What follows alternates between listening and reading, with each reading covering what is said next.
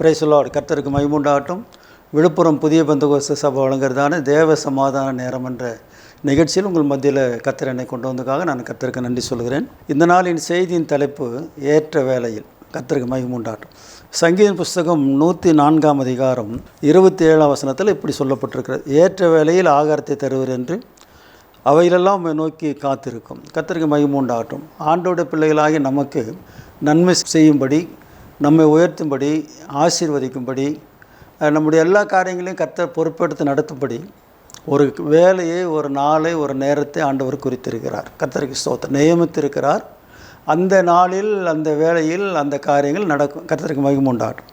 இந்த வசனம் அப்படி தான் சொல்லப்பட்டிருக்கு. ஏற்ற வேளையில் ஆகாரத்தை தருவர் என்று அவையெல்லாம் நோக்கி காத்திருக்கும். கர்த்தருக்கு மகிமை உண்டாகட்டும். இந்த வேத வசனத்தில் முன்னாடி உள்ள வசனங்கள்லாம் பார்த்தீங்களான்னா 26 வசனத்தில் அதில் கப்பல்கள் ஓடும், அதில் விளையாடும்படி நீர் உண்டாக்கின திமிங்கலங்களும் உண்டு.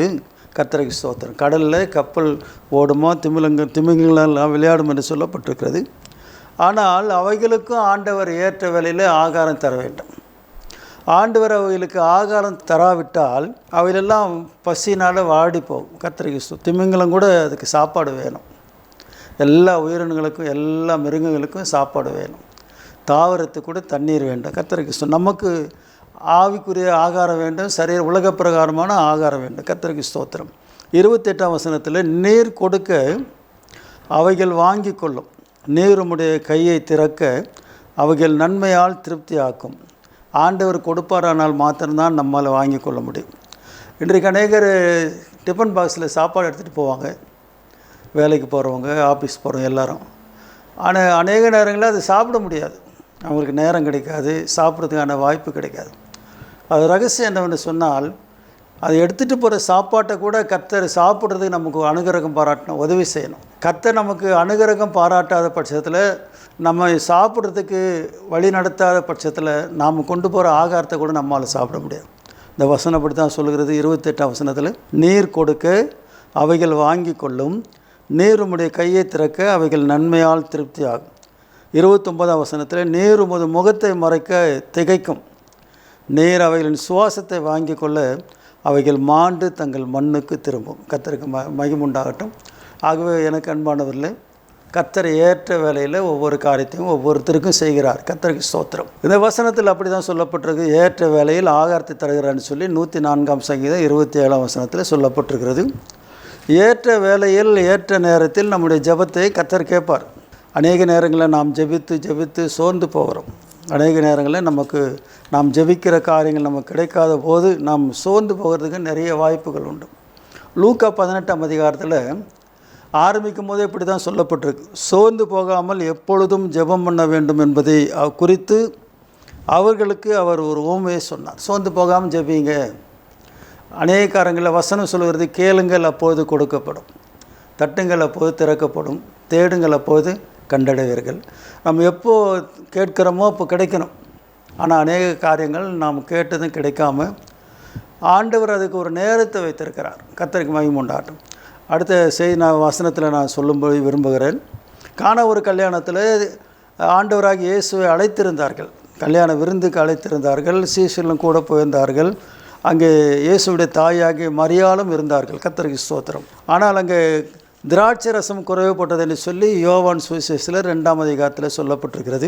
ஆண்டவராக இயேசு கூட இருப்பாரானால் கூட அநேக குடும்பங்களில், சபைகளில், ஊழியங்களில் தனிப்பட்ட வாழ்க்கையில் குறைவு வர்றதுக்கு வாய்ப்பு இருக்குது. நான் நல்லா ஜெபம் பண்ணுறேனே, நான் ஆராதிக்க போகிறேனே, கர்த்தருக்கு காணிக்கை தசம்பாகம் தரேனே, ஊழியம் செய்கிறேனே, நான் கர்த்தருக்காக எவ்வளோ பிரயாசப்படுறேன், எனக்கு ஏன் இந்த காரியங்கள் மாறாமல் அப்படி இருக்குன்னு சொல்லி அநேக நேரங்களில் நாம் மங்களாய்க்கிறோம். அது உண்மை தான். கர்த்தருக்கு ஸ்தோத்திரம். இந்த வசனம் பாருங்கள். யோவான் சுவிசேஷம் 2 அதிகாரத்தில் 1 வசனம். 3ஆம் நாளிலே கலிலேயாவில் உள்ள கானா ஊரிலே ஒரு கல்யாணம் நடந்தது. இயேசுவின் தாயும் அங்கே இருந்தாள். இயேசுவும் அவருடைய சீஷரும் அந்த கல்யாணத்துக்கு அழைக்கப்பட்டிருந்தார்கள். திராட்சை ரசம் குறைவுபட்ட போது, கர்த்தருக்கு ஸ்தோத்திரம், ஆண்டவராக இயேசு கூட அந்த கல்யாண வீட்டில் இருக்கிறார். அழைக்கப்பட்டிருந்தார்கள், அங்கே இருந்தார். சீஷர்கள் அங்கே இருந்தார்கள். இயேசுவின் தாயாகிய மரியாள் இருந்தார்கள். அவர் இருந்த போதிலும் கூட அங்கே குறைவுபட்டது. எனக்கு அன்பானவர்களே, அநேக நேரங்களில் நீங்கள் நல்லா ஜெபிக்கிறீங்க, நீங்கள் எல்லா காரியத்திலும் ஆண்டவருக்கு உண்மையாக இருக்கிறீங்க. ஆனால் நிறைய குறைவுகள் நமக்கு வருது. நாம் குறைவுகளை சந்திக்க வேண்டியதாக இருக்குது. இந்த குறைவுகள் அப்படியே இருக்குமா? இருக்காது. கர்த்தர் அதை மாற்ற வல்லவராகிறார். ஆனால் அதுக்கு ஒரு நேரத்தை, காலத்தை, வேலையை ஆண்டவர் வைத்திருக்கிறார். நான் அடுத்த வசனத்தை வாசிக்கிறேன். திராட்சரசம் 3ஆம் வசனம். குறைவுபட்ட போது இயேசுவின் தாய் அவரை நோக்கி அவளுக்கு திராட்சரசம் இல்லை என்றால் 4ஆம் வசனம். அதற்கு இயேசு, ஸ்திரியே, எனக்கும் உனக்கும் என்ன, என் வேலை இன்னும் வரவில்லை என்றார். எனக்கு அன்பானவர்களே, இந்த செய்தியை பார்த்து கொண்டிருக்கிற உங்களுடைய வாழ்க்கையில் கர்த்தர் ஆசீர்வதிக்கிறதுக்கு, கர்த்தர் கிரியை செய்கிறதுக்கு, கர்த்தர் உயர்த்துகிறதுக்கு, கர்த்தர் உங்களை பலப்படுத்துகிறதுக்கு ஒரு நாளை, ஒரு வேலையை, ஒரு காலத்தை குறித்திருக்கிறார். இந்த நாள், வேலை, காலம் எல்லாம் ஒன்றை போல தான் காணப்படும். ஆனால் வித்தியாசமானது. கர்த்தருக்கு ஸ்தோத்திரம். ஆனால் அந்த நாள் வரும்போது, வேலை வரும்போது, அந்த நேரம் வரும்போது கர்த்தர் உங்களை உயர்த்த வல்லவராக இருக்கிறார். கர்த்தருக்கு ஸ்தோத்திரம். 5ஆம் வசனத்தில், யோவான் 2ஆம் அதிகாரம் 5ஆம் வசனத்தில், அவருடைய தாய் வேலைக்காரரை நோக்கி அவர் உங்களுக்கு என்ன சொல்லுகிறாரோ அதன்படி செய்யுங்கள் என்றால். 6ஆம் வசனம், யூதர்கள் தங்களை சுத்திகரிக்கும் முறைமையின்படியே ஒவ்வொன்று 2-3 குடம் தண்ணீர் கொள்ளத்தக்க 6 கச்சாடிகள் அங்கே வைத்திருந்து இயேசு வேலைக்காரரை நோக்கி ஜாடிகளில் தண்ணீரை நிரப்புங்கள் என்றார். அவர்கள் அவைகளை நிறைய நிரப்பினார்கள். 8ஆம் வசனம், அவர் அவர்களை நோக்கி நீங்கள் இப்போது மொண்டு பந்தி விசாரிப்புக்காரனிடத்தில் கொண்டு போங்கள் என்றார். அவர்கள் கொண்டு போனார்கள். கர்த்தருக்கு மகிமை உண்டாகட்டும். எனக்கு அன்பானவர்களே, அந்த கச்சாடிகளில் ஆண்டவர் முதல்ல தண்ணீர் நிரப்ப சொல்லுகிறார். வேலைக்காரில் அவருக்கு எந்த விதமான தடையும் சொல்லாதபடி, மறு உத்தரவும் சொல்லாதபடி நிரப்பினார்கள். முதல்ல நிரப்பினார்கள். 2வது காரியம், ஆண்டவர் சொல்லுகிறார், இப்போது மொண்டு கொண்டு போய் கொடுங்கள் என்று சொன்னார், கொண்டு போங்கள் என்று சொன்னார். அவர்கள் கொண்டு போனார்கள்.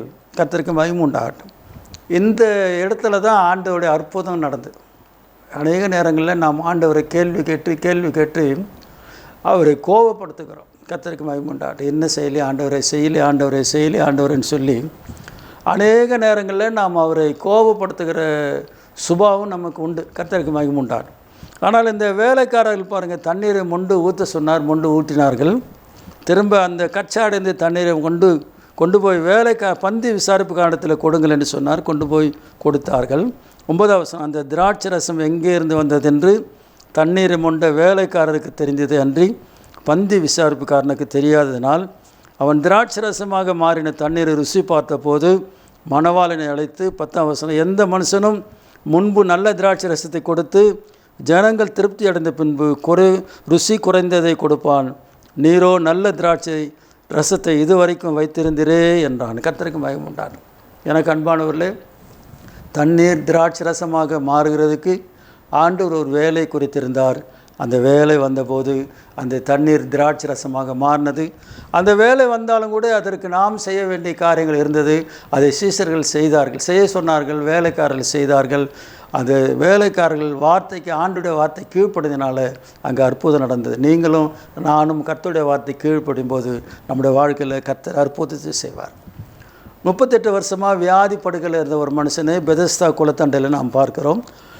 யோவான் 5ஆம் அதிகாரத்தில் அந்த மனுஷன் படுத்து கொண்டிருப்பான். யாராவது தண்ணீர் கலக்க வரும்போது தேவதூதன் வந்து தண்ணீரை கலக்குவான். அதில் யார் முந்தி இறங்குகிறார்களோ அவர்கள் எப்படிப்பட்ட வியாதிசனாக இருந்தாலும் அவர்கள் சுகமாயிடுவார்கள். அங்கே ஒரு மனுஷன் படுத்து இருந்தான். அதை நான் வாசிக்கிறேங்க. 5ஆம் அதிகாரம் யோவான் 4ஆம் வசனம். ஏனெனில் சில சமயங்களில் தேவதூதன் ஒருவன் அந்த குளத்தில் இறங்கி தண்ணீரை கலக்குவான். தண்ணீர் கலங்கின பின்பு யார் முந்தி அதில் இறங்குவானோ அவன் எப்பேற்பட்ட வியாதிசனாக இருந்தாலும் சுஸ்தமாவான். 38 வருஷம் வியாதி கொண்டிருந்த ஒரு மனுஷன் அங்கே இருந்தான். 6ஆம் வசனத்தில், படுத்திருந்த அவனை இயேசு கண்டு அவன் வெகு காலமாக வியாதிசன் என்று அறிந்து அவனை நோக்கி சொஸ்தமாக வேண்டும் என்று விரும்புகிறாயா என்று கேட்டார். எனக்கு அன்பானவர்களே, இவர் கேட்டார். ஆனால் அந்த மனுஷன் பதில் இப்படி தான் சொல்லியிருக்கணும், ஆமாம் ஆண்டவரே, நான் சொஸ்தமாகணும் விரும்புகிறேன்னு சொல்லியிருக்கணும். ஆனால் 7ஆம் வசனத்தில் என்ன சொல்லுகிறான்னு பாருங்கள். அந்த வியாதிசன், ஆண்டவரே, தண்ணீர் கலக்கப்படும் போது என்னை குளத்தில் கொண்டு போய் விடுகிறதுக்கு ஒருவரும் இல்லை, நான் போகிறதுக்குள்ளே வேறொருவன் எனக்கு முந்தி இறங்கி விடுகிறான் என்றான். இயேசு அவனை நோக்கி, எழுந்திரு, உன் படுக்கையை எடுத்துக்கொண்டு நட என்றார். 9ஆம் வசனத்தில், உடனே அந்த மனுஷன் சொஸ்தமாகி தன் படுக்கையை எடுத்துக்கொண்டு நடந்து போனான். அந்த நாள் ஓய்வு நாளாக இருந்தது. கர்த்தருக்கு ஸ்தோத்திரம். 38 வருஷமாக வியாதிசனாக இருந்த அந்த மனுஷனை ஆண்டவராகிய இயேசு தேடி போய், நீ சுகமாக வேண்டும் என்று விரும்புகிறாயான்னு கேள்வி கேட்டார். ஆனால் ஒரு பதில் சொல்லியிருக்க, நல்ல மனுஷனாக இருந்தால், ஆமாம் ஆண்டவரே, நான் சுகமாகணும். நான் அவன் ஒரு பதில் சொல்லுகிறான். நம்ம கூட அநேக நேரங்களில் ஆண்டவர் நம்ம கேள்வி கேட்பார். ஆனால் ஆண்டவருடைய வார்த்தைக்கு நம்ம கீழ்ப்படியாமல் போகும்போது நம்ம பல விதமான காரணங்களை சாக்கு போக்கெல்லாம் சொல்லுவோம். ஏன் ஆராதனைக்கு வரலன்னு கேட்டிங்கன்னா சரியான காரணம் சொல்ல மாட்டாங்க. பலவிதமான காரணங்களை சொல்லி கடைசியில் இந்த காரணத்துக்காக வரலன்னுவாங்க. அந்த மாதிரி தான் அந்த மனுஷன் சொல்கிறான், என்னை கொண்டு போய் விடுறதுக்கு யாரும் இல்லை. ஆனால் ஆண்டவர் சொன்னார், இயேசு அவனை நோக்கி 8ஆம் வசனம், எழுந்திரு, உன் படுக்கை எடுத்துக்கொண்டு நட என்றார். அவன் நடந்து போனான், அவன் சுகமாக்கப்பட்டான். கர்த்தருக்கு ஸ்தோத்திரம். கடைசியாக ஒரு வசனத்தை ஞாபகப்படுத்துகிறேன். ஏசாயா தரிசன புஸ்தகம் 60ஆம் அதிகாரம் 22ஆம் வசனத்தில் இப்படி சொல்லப்பட்டிருக்கிறது, எழும்பி பிரகாசி, உன் ஒளி வந்தது அப்படின்னு சொல்லும்போது கடைசியாக ஒரு வசனத்தில், சின்னவன் 1000 சிறியவன் பலத்த ஜாதியுமாவான், கர்த்தராகிய நான் ஏற்ற காலத்தில் இதை தீவிரமாக நடப்பிப்பேன். கர்த்தர் ஏற்ற காலத்தில் தீவிரமாக நடப்பிப்பார். அவர் குறித்த காலத்தில் எல்லாம் நடக்கும். கவலைப்படாதீங்க, கர்த்தர் மேல் நம்பிக்கையாக இருங்க. ஏற்ற வேளையில் உங்களை உயர்த்த அவர் வல்லவராக இருக்கார். நாம் ஜெபம் பண்ணும்.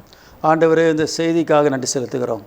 ஏற்ற வேளையில் ஆகாரம் தருகிறீர், ஏற்ற வேளையில் ஆண்டவரே நோயிலிருந்து சுகமாக்குறீர், ஏற்ற வேளையில் ஆண்டவரை குறைவை நிறைவாக்குறீர், ஏற்ற வேளையில் எங்களை உயர்த்துகிற ஆண்டவர் இன்றைக்கும் உயிரோடு கூட இருக்கிறதுக்காக நன்றி செலுத்துகிறோம். ஆண்டவரே, நீர் எங்களை உயர்த்தும்படி நீர் குறித்த நாளுக்காக நாங்கள் காத்திருக்கிறோம். நீர் எங்களை ஆசீர்வதிக்கும்படி நீர் குறித்த நாளுக்காக காத்திருக்கிறோம். இந்த செய்தியை கேட்டுக்கொண்ட தம்முடைய பிள்ளைகளை, குடும்பங்களை ஆசீர்வதியும். இதை ஒளிபரப்பி கொண்டிருக்கிற ஜாய் டிவியையும் அவருடைய உரிமையாளரையும் ஆண்டவரே பணிபுரிதான தம்முடைய பிள்ளைகளை ஆசீர்வதியும். தொடர்ந்து நடத்தும். கனம் துதி மகிமெல்லாம் தருகிறோம். இயேசுவின் நாமத்தில் கேட்கிறோம் பிதாவே. God bless you. கர்த்தர் உங்களை ஆசீர்வதிப்பாரா. கர்த்தருக்கு ஸ்தோத்திரம்.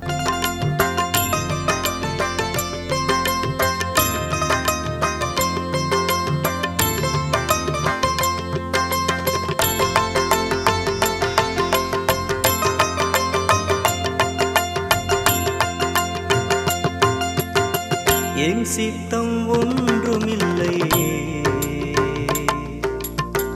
தேவா,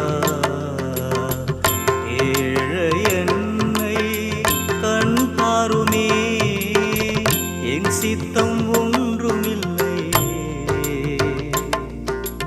தேவா, ஏழை என்னை கண் பாருமே. நெஞ்சத்தில்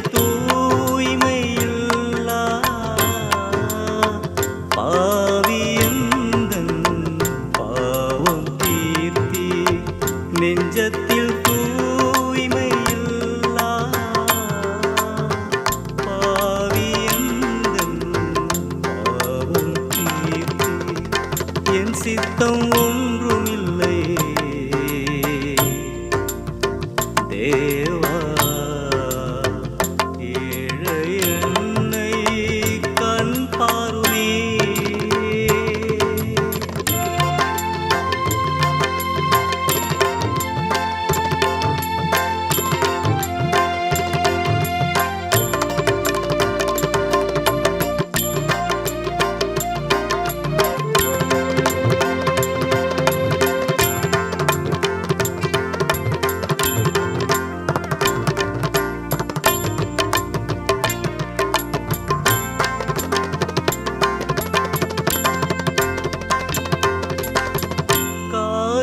சூழ்ந்த எந்தன் கண்ணீரின் வாழ்வு தன்னை, காரில் சூழ்ந்த எந்தன் கண்ணீரின் வாழ்வு தன்னை மாற்றிட யாரும் இல்லை.